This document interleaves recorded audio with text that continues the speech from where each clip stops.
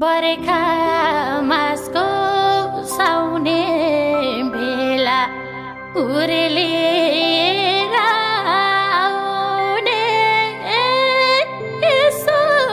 सिमसिम पानी परे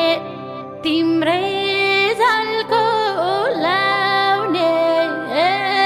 सम्झेउरा